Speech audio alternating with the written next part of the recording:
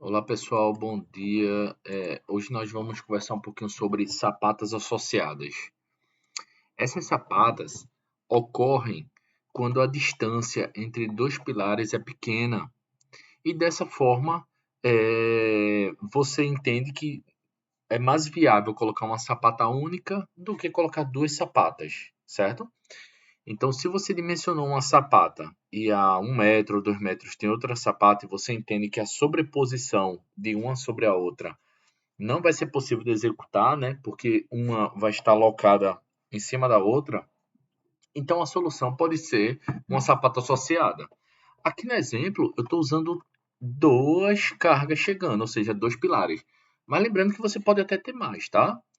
Então, bom, a sapata ela vai surgir dessa forma, né? Então, um exemplo aqui que eu coloquei é uma sapata que os pilares estão a uma distância de 2 metros e uma está recebendo uma carga de 30 toneladas de força e a outra de 20 toneladas de força. Então, considerando que os pilares têm 20 por 20, né? Só um exemplo padrão, e que a carga do solo admissível é de 2 kg força por centímetro quadrado, e o concreto que foi feito ao sapato é aquele que a gente conhece lá, o 20 MPa, ok?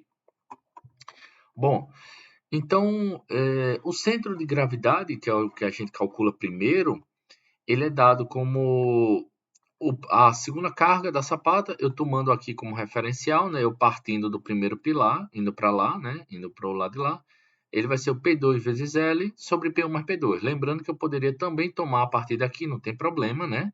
Onde eu teria que seria o P1 vezes L sobre P1 mais P2, mas o meu referencial seria a partir daqui. Então, tanto faz, eu escolhi o referencial partindo desse pilar 1. Então, calculando, encontrei que o centro de massa é 0,80, né? Eu só preciso fazer nessa direção, não preciso fazer na outra, porque os pilares estão alinhados, né? Então, diferente do radier que a gente fez em duas direções, esse aqui a gente só faz em uma direção.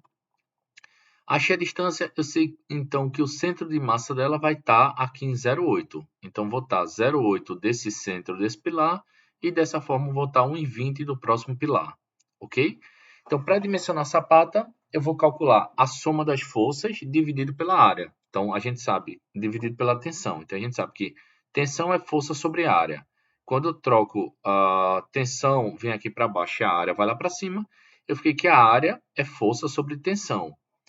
Todas as forças que estão chegando no pilar, converti em quilograma a força, tá? Porque está em tonelada a força.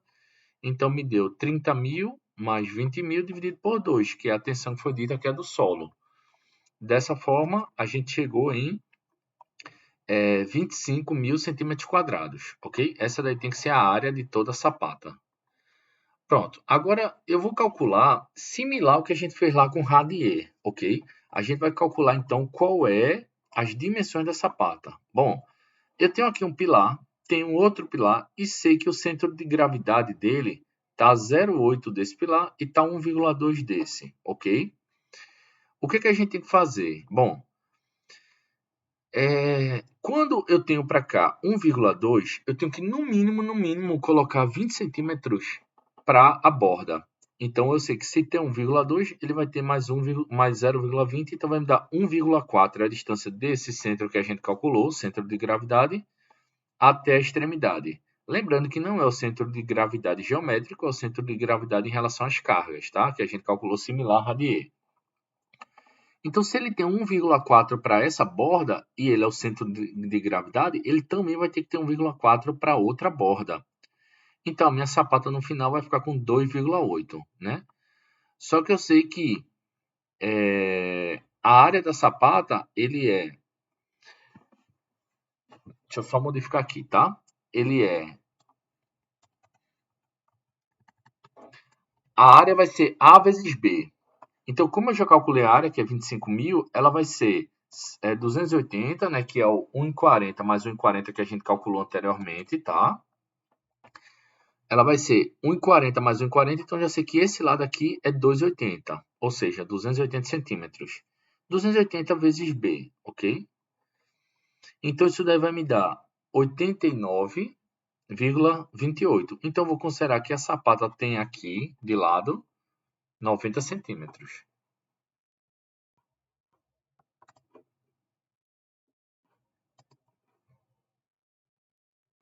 Bom,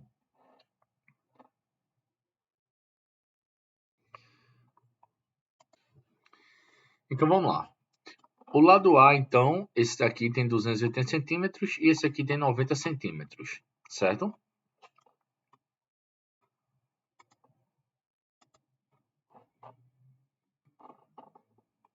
Então, tendo esse lado 280 e esse lado aqui 90 centímetros, a nossa sapata vai ficar com essa configuração. Eu tenho 280, 90 e tenho a altura aqui, certo? Que é a altura dessa viga. Bom, a gente para calcular, a gente vai usar aquele mesmo cálculo C, né, que é a compressão da sapata, e depois calcular a tração, que é a área de ferro. Sendo que a gente vai fazer em duas etapas.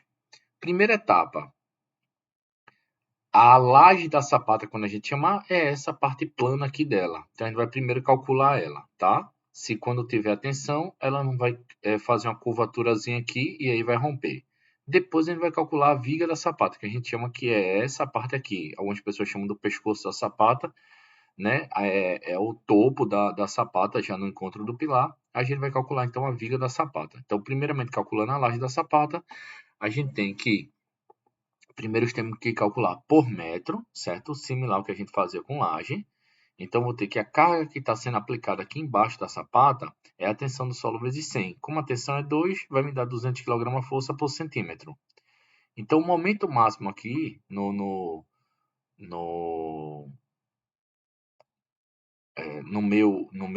na minha laje, tá? Ele vai ser QL2 sobre 2, né? Ou seja, quem é L? Né? Vai ser o B menos Bzinho ao quadrado sobre 2, né? Então, isso aí vai me dar Q, B da sapata menos Bzinho ao quadrado sobre 8. Substituindo valores, eu tenho que o Q a gente já calculou antes, que é 200, né? O B da sapata é 90, o B do pilar é 20. Então, fazendo essa conta, vai dar 122.500 kg-força por centímetro, vezes centímetro. Para a armação, a gente vai adotar que a largura é 100 centímetros, ou seja, eu estou calculando por metro, certo?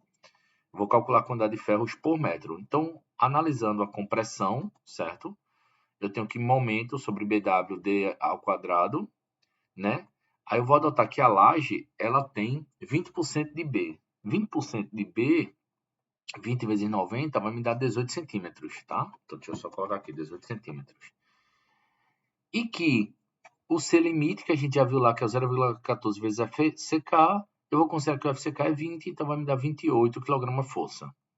Então, fazendo esse cálculo, né, eu tenho que, lembrando que BW é 100, porque é 100 centímetros. D, a gente viu na aula que é H menos 3, né? Então, fazendo esse cálculo, vai me dar 5,44, que está muito abaixo do 28. Então, tá ok. Posso passar para frente.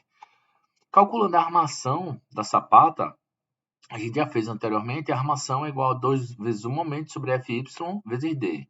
2 vezes o momento, Fy 2500, né, que é o CA 25, sobre H menos 3, que é o meu D. Então, isso daqui vai dar 6,53 centímetros quadrados para cada metro.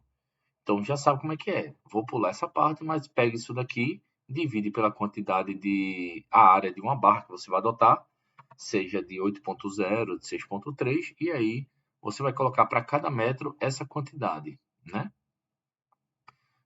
Na sapata, ok? Cálculo do momento na viga. Então, agora a gente vai fazer essa viga daqui, que está atuando, certo? Então, como é que a gente faz essa viga? Eu considero que é uma viga, então eu peguei ela e estou olhando ela de cabeça para baixo, né? Então, aqui eu tenho dois pilares, que dá as cargas, certo? E tenho uma tensão distribuída. Essa tensão é o meu P, certo? As distâncias, vamos lá. O vão é 2 metros, então eu coloquei aqui 200 centímetros. A gente viu que daqui para a extremidade tem que ter no mínimo 20 centímetros. Só que se o meu tamanho total deu 2,80, que a gente viu lá que era 1,40 e 1,40, então a gente viu lá que era 2,80. Então, se desse pilar para aqui, para a extremidade, tem 2,20, só resta quem para a gente? 60 centímetros. Então, logicamente, a gente vai calcular a viga para a pior situação dela, que é uma viga com balanço de 60 centímetros. Então, a gente tem que essa carga distribuída aqui, que é o P, certo? Deixa eu colocar aqui, que é o P nosso.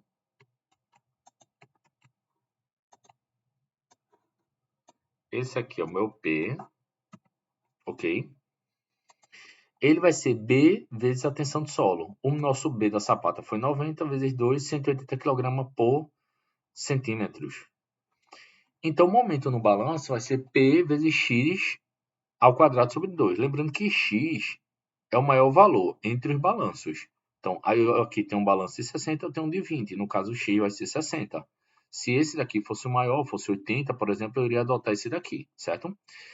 Então, o meu momento vai ser P, que eu acabei de calcular, 180, vezes 60 ao quadrado sobre 2. Então, meu momento no balanço deu 324 mil kg-força centímetro. Agora, a gente vai calcular o momento que acontece aqui no meio, ó, entre os pilares. Então, eu vou ter que o momento máximo é PL2 sobre 2. Então, lembrando que o vão do pilar deu 2 metros, 200 centímetros. Então, vai ser P, que a gente já calculou, vezes 200 ao quadrado sobre 2. Então, o momento está dando 3.600.000 kg-força vezes centímetros, tá? Então, lembrando, foi 180 vezes 200 dividido por 2. Então, deu 3.600.000, né? Deixa eu só refazer essa conta aqui, vezes 200 ao quadrado sobre 2. Isso mesmo, 3.600.000 kg-força centímetro. Bom, e C a gente vai calcular através daquela famosa expressão, tá? Para o balanço, a gente vai calcular inicialmente que a viga ela tem uma altura de 30 centímetros. Então, estou considerando que essa viga aqui, certo? Ela tem uma altura de 30 centímetros. Então, vou calcular ela. Bom, para calcular a viga, eu vou primeiro calcular no balanço. Então, estou considerando que ela tem 30 centímetros. Então, aplico na famosa expressão lá da gente do C, tá? Da compressão, que o esforço resistente à compressão, né? Ele vai ser o meu momento sobre WD, né? Então, o B da viga, agora eu estou considerando que a viga ela tem 20 centímetros, porque eu estou considerando a mesma largura do pilar, a viga vai ter a mesma largura do pilar, tá? Então, ficou M sobre B vezes D. Adotei que a viga tem 30 centímetros de altura. Sempre considere a viga com 30 centímetros de altura, no mínimo, tá? Eu não considero vigas menores que essas daí, não. Então, ao calcular, eu encontrei 22,2, que está abaixo de 28. Só que assim, se você não estiver confortável com o fato dele estar muito próximo de 28 e achar que ele não vai resistir à compressão, né? Ou vai ficar muito próximo, qualquer variaçãozinha na carga, ele vai ultrapassar esse limite de compressão, você pode majorar ele, e isso daí seu vai reduzir o consumo de aço. Ah, por quê? Eu não estou calculando aqui a compressão? Tá, você está calculando a compressão. Mas quando você aumenta a altura, você aumenta esse valor daqui. Aumentando esse valor daqui, quando você for calcular lá o aço, olha ele aqui, ó, ele é o D. Então, ele vai diminuir a área de aço. Então, o fato de você fazer vigas maiores, você vai vir a reduzir também a área de aço. Então, só um exemplo. Se eu fosse calcular para esse caso aqui, que o H é igual a 40, eu teria que o C é igual a 11. Então, seria bem menor e iria impactar aqui. Mas vamos lá considerar a nossa viga como 30. Considerando ela como 30, a armação a gente já viu antes, é a área de ferro igual a 2M sobre Fy vezes D. Então, substituindo aqui no balanço, eu tenho que a área de ferro vai ser 9,6 centímetros quadrados. Então, colocarei aqui a quantidade de ferro necessária, 9,6 centímetros quadrados, para atender essa viga. Enquanto que entre os pilares, né, vou calcular esse aqui agora, tá? Vou calcular a área de ferro aqui. Eu teria que entre os pilares, o C é M sobre BWD. Lembrando que o BW é 20, né? E o D é 30 menos 3. E o M é 3.600.000 agora. Quando eu calculo isso aqui, deu 246, que é muito superior a 28. Então, a viga não passou. A viga não passa para compressão. Se eu executar ela com essa configuração, ela vai romper. Então, eu tenho que recalcular. Como é que eu vou recalcular? Eu vou começar a aumentar a altura aqui.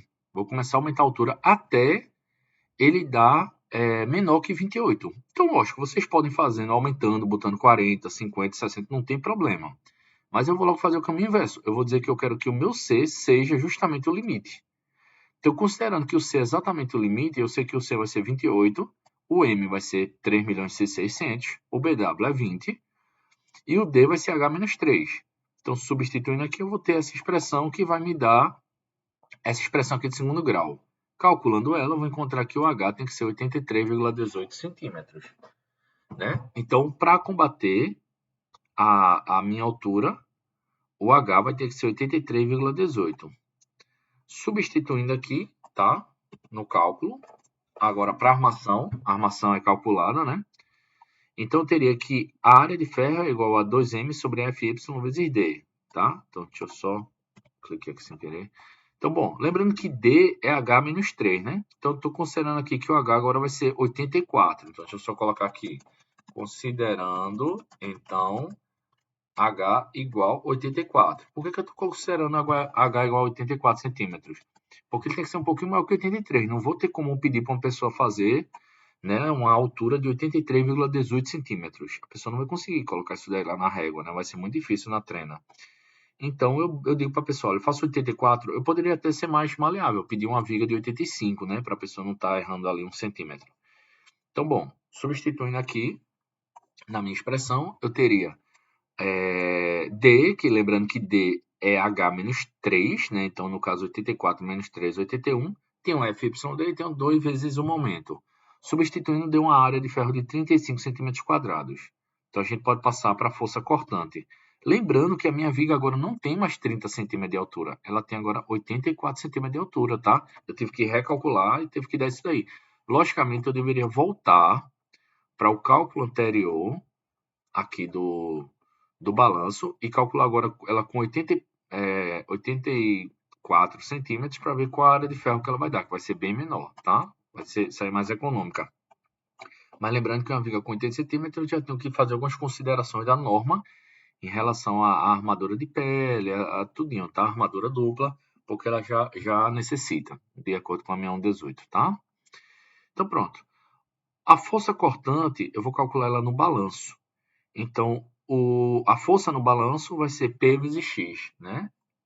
Então, meu P 180 vezes o X, que é 60. Então, a força no balanço, 10.800 kgf. Já a força no vão, eu vou ter PL sobre 2. Ou seja, o L do vão, né, é 2 metros, então 200. 180 vezes 200 sobre 2, 18.000. Eu vou pegar o maior deles. Qual é o maior deles? O estribo vai ser calculado como Q máximo dividido por D vezes 20. Qual é o maior dele? Entre 10.000 e 18.000 foi 18.000. Então, eu pego 18.000 e calculo. 18.000 sobre 81, né, que é D, é 84 menos 3, lembrando, vezes 20. Então, isso daí me deu 11,11 centímetros quadrados de estribo. Mesma coisa, como é que eu calculo o estribo? Faço a área de cada estribo e calculo, tá? Então, basicamente é isso daí, pessoal. O dimensionamento de uma viga, de uma sapata associada, tá? Então, se você tiver 3 pilares, não tem problema, faz o mesmo cálculozinho, tá certo? Então, forte abraço aí para vocês e bom estudo.